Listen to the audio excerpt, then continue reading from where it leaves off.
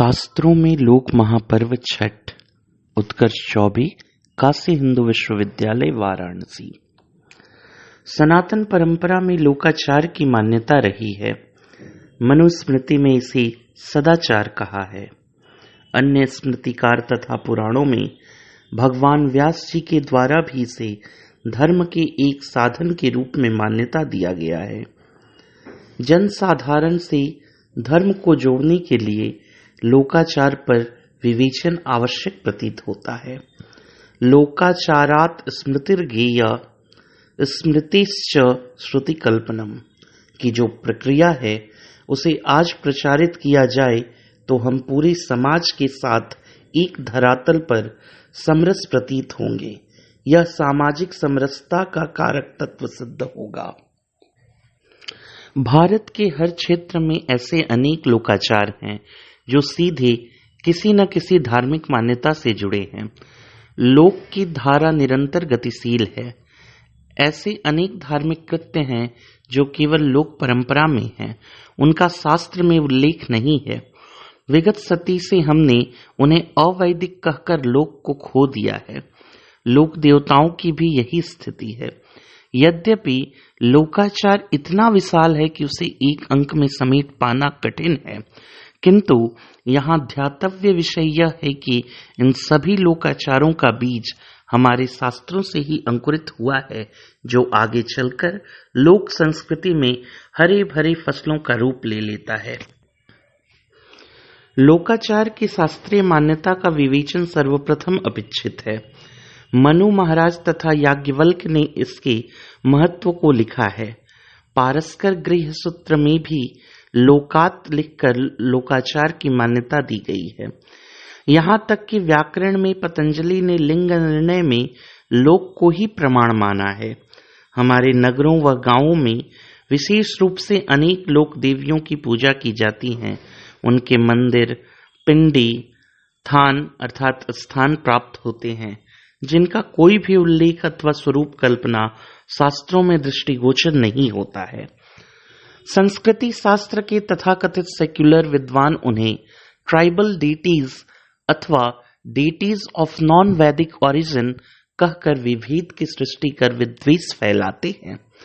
किंतु विडंबना यह है कि इन सभी लोकाचारों में प्रसिद्ध देवी देवताओं व परंपराओं का कहीं न कहीं शास्त्रीय आधार होता है, और जैसा कि हम आगे चर्चा कर चुके हैं, ये सभी स्मृतिकारों द्वारा समर्थित एवं समाहित है।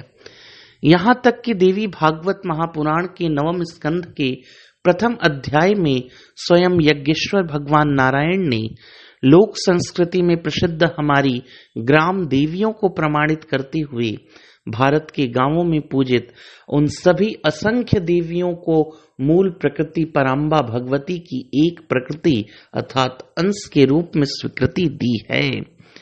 एक नंदा च दुर्गा सा श्री कृष्ण भगनी सती बहवयः सत्य कलाश्चैव प्रकृतिरेव भारती या याश्च ग्राम्य दिव्य स्युस्ता सर्वा प्रकृति कला।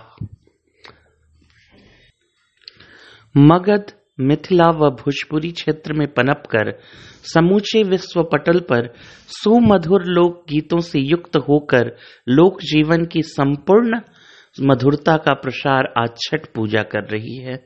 लोक आस्था के इस महापर्व का लोकातीत शास्त्रीय पक्ष भी है जो हम नहीं जानते। इसे महापर्व की संज्ञा क्यों दी जाती है?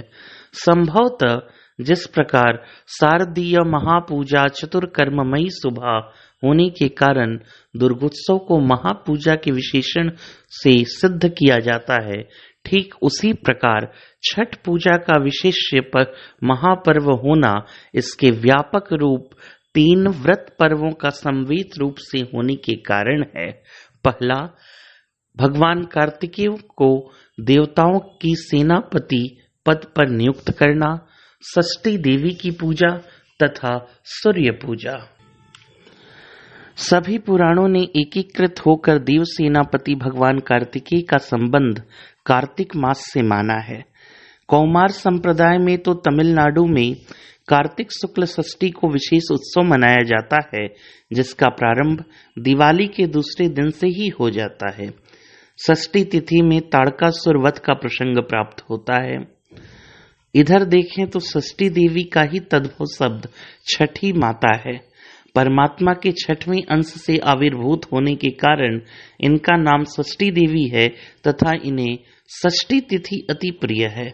मुख्य रूप से बालकों की यह देवी हैं जो आरोग्य व सौभाग्य भी प्रदान करती हैं। देवसेना भी इनका नाम है तथा इनका वर्ण कुमार कार्तिकेय ने किया है। ब्रह्म वैवर्त पुराण व देवी भागवत में इनके आविर्भाव व पूजन का वर्णन मिलता है, जिसे छठ पर्व के विश्लेषक विद्वान बताते हैं, किंतु जिस रूप में आज पूजा का प्रचलन है उस पर प्रकाश नहीं डाला जाता।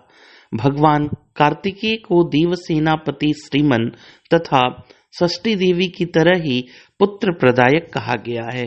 कार्तिकेयम नमस्यामि गौरी पुत्रम सुप्रदम सदाननम महाभाग सर्वसेना समावृतम। उसी प्रकार भगवान भुवन भास्कर भी षष्ठी देवी की तरह ही आरोग्य प्रदाता हैं तथा इन्हें सप्तमी तिथि अति प्रिय है। सूर्य की दो पत्नियां हैं, देवशिल्पी विश्वकर्मा की पुत्री संज्ञा तथा छाया, जिन्हें क्रमशः उषा व प्रत्युषा के रूप में जाना जाता है। भगवान कार्तिकेय की भी दो पत्नियां हैं, देवसेना देवी षष्ठी तथा वल्ली। वल्ली जनजातीय शिकारी राजा पुलिंद की पुत्री हैं। वस्तुतः ये इच्छा शक्ति और क्रिया शक्ति की द्योतक हैं। कहीं कहीं षष्ठी देवी को भास्कर भगनी के रूप में भी वर्णन किया गया है। इस प्रकार भगवान कार्तिकेय, देवी षष्ठी व सूर्य देव का अन्योन्याश्रय संबंध हम अच्छी तरह से समझ सकते हैं। धर्मशास्त्रीय ग्रंथों में छठ को स्कंद षष्ठी तथा विवस्वत षष्ठी इन दोनों नामों से कहा गया है। 13वीं सदी के प्रसिद्ध स्मृतिकार हिमाद्री ने अपने ग्रंथ चतुर्वर्ग चिंतामणि में प्रत्येक मास की सप्तमी तिथि में भगवान सूर्य की उपासना का वर्णन किया है तथा उनकी महिमा का वर्णन अलग अलग पुराणों के वचनों के द्वारा प्रतिपादित किया है। हिमाद्री ने उल्लेख किया है कि व्रत खंड के 11वें अध्याय में प्रत्येक मास में भगवान सूर्य के विभिन्न रूपों की पूजा की जाती है, जैसे माघ में वरुण, फाल्गुन में सूर्य, चैत्र में अंशुमाली, वैशाख में धाता, ज्येष्ठ में इंद्र, आषाढ़ व सावन मास में रवि, भाद्र में भग, अश्विन में पर्जन्य, कार्तिक में त्वष्टा, अग्रहायण में मित्र व पौष में विष्णु के रूप में भगवान सूर्य की पूजा की जाती है। इस प्रकार भगवान सूर्य की उपासना के साथ सप्तमी तिथि का संबंध रहा है। इसी अध्याय में आगे लिखा गया है कि यह वार्षिक व्रत कार्तिक मास के शुक्ल पक्ष की सप्तमी तिथि को आरंभ करना चाहिए। इस प्रकार हिमाद्री के अनुसार वर्ष भर के सप्तमी व्रतों में सबसे महत्वपूर्ण कार्तिक शुक्ल सप्तमी को माना गया है। वर्तमान छठ का प्रारंभिक रूप हमें यहाँ मिलता है। लगभग इसी काल में मिथिला के धर्मशास्त्री चंडेश्वर ठाकुर ने कार्तिक शुक्ल षष्ठी के दिन भगवान कार्तिकेय को अर्घ देने तथा सप्तमी के दिन भगवान भास्कर की पूजा का विधान किया है।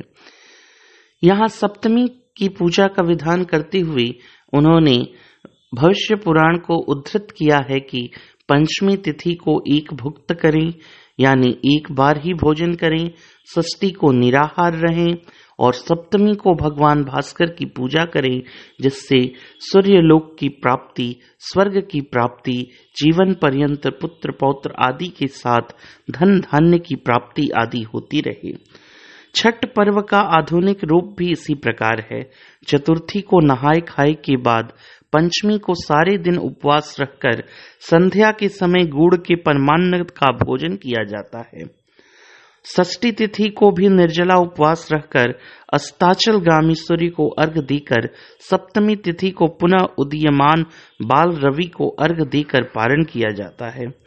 कार्तिक शुक्ल षष्ठी व सप्तमी तिथि को पारस्परिक रूप में विवस्वत षष्ठी का पर्व मनाया जाता है। इसमें प्रधान रूप से संज्ञा सहित सूर्य की पूजा है। पौराणिक परंपरा में संज्ञा को सूर्य की पत्नी कहा गया है। स्मृतिकार रुद्रधर जो 15वीं सदी के हैं, उनके अनुसार इस पर्व की कथा स्कंद पुराण से ली गई है। इस कथा में दुख नाश एवं रोग नाश के लिए सूर्य का व्रत करने का उल्लेख बताया गया है। भास्करस्य व्रतम त्वेकम यूयम कुरुतः सत्तमा सर्वेषां दुख नाशो ही भवेत् तस्य प्रसादतः। आगे इस व्रत का विधान बतलाते हुए कहा गया है कि पंचमी तिथि को एक ही बार भोजन कर संयम पूर्वक दुष्ट वचन, क्रोध आदि का त्याग करें। अगले दिन षष्ठी तिथि को निराहार रहकर संध्या में नदी के तट पर जाकर धूप दीप घी में पकाए हुए पकवान आदि से भगवान भुवन भास्कर की आराधना कर उन्हें अर्घ दें। यहाँ रात्रि में जागरण, पुनः प्रातः काल सूर्य की आराधना कर अर्घ देने का विधान किया गया है।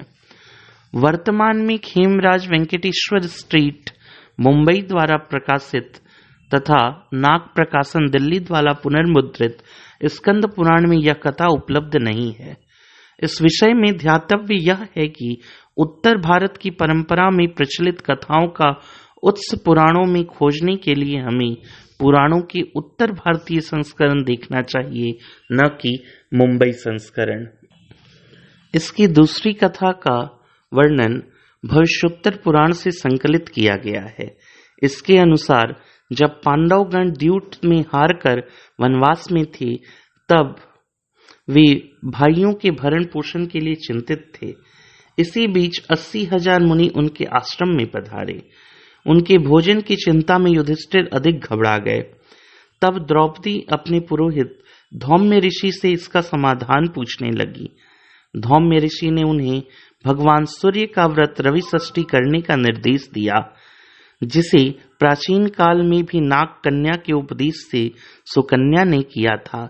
इस प्रकार धौम्य ऋषि ने प्राचीन काल में सरयाति नामक राजा की पुत्री सुकन्या द्वारा किए गए छठ व्रत का वर्णन किया है। वहीं पर सुकन्या के द्वारा पूछने पर नाग कन्याओं ने व्रत का नियम इस प्रकार बताया है।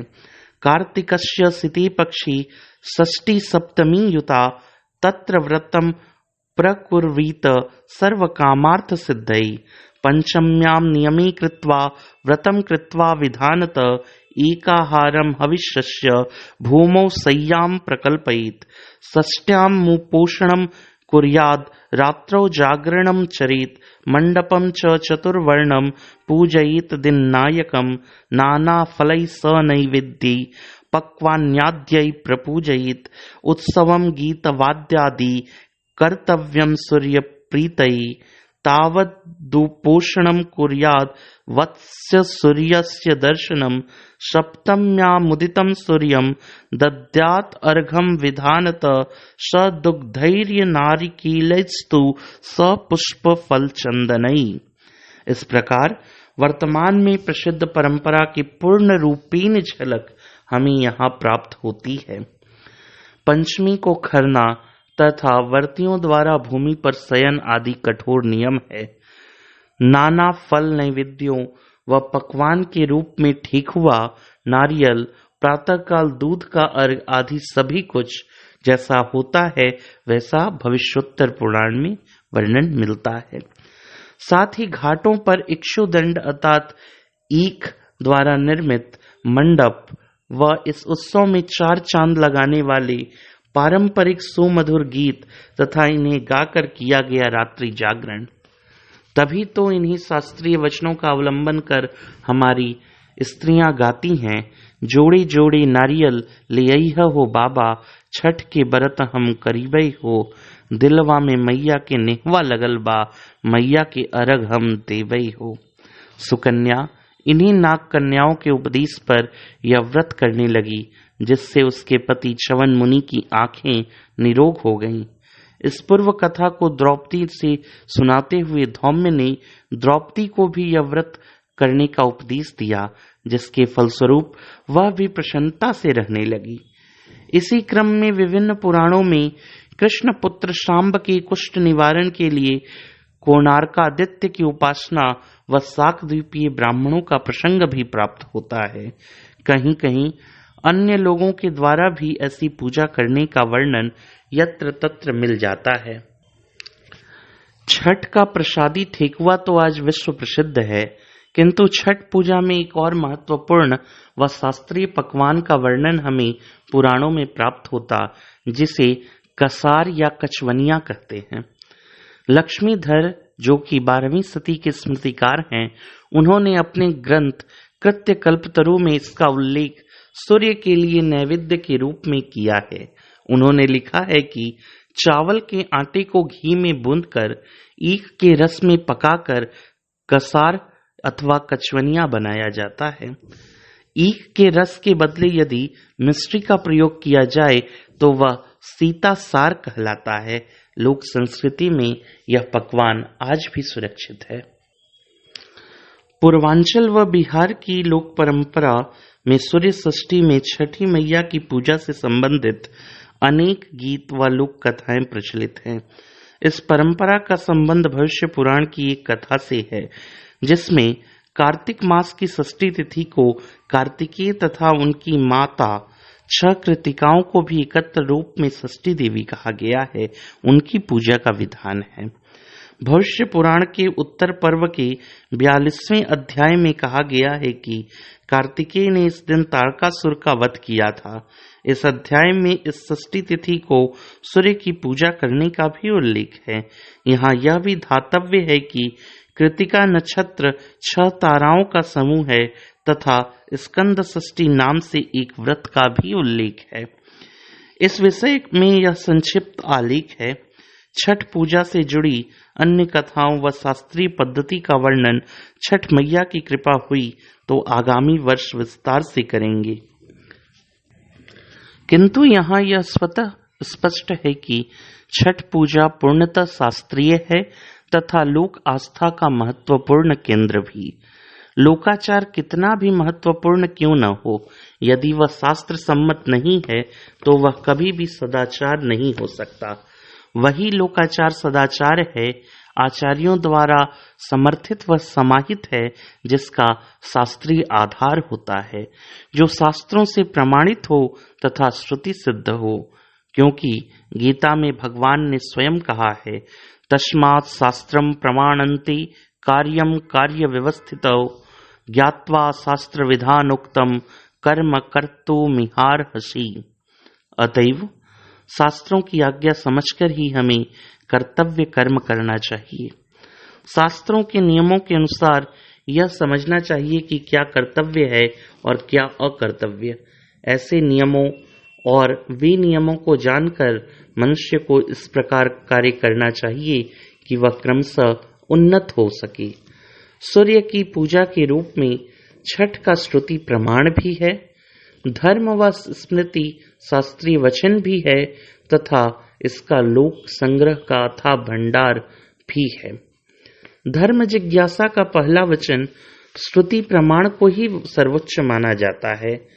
छठ पूजा का उल्लेख शास्त्रों में है, कई स्थानों में मिलता है, तभी तो इसकी सनातनी परंपरा आज भी ज्यों की त्यों अक्षुण्ण है।